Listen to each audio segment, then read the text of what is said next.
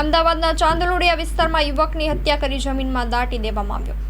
અમદાવાદના ચાંદલોડિયા વિસ્તારમાં રણછોડ નગરમાં 38 વર્ષીય કમલેશ તિવારી પોતાના પરિવાર સાથે રહેતો હતો। પાડોશીએ કમલેશ તિવારી નામના યુવકની હત્યા કરી જમીનમાં દાટી દીધો હતો અને ત્યારબાદ તેમાં 20 કિલોમીટર નાખી દીધું હતું।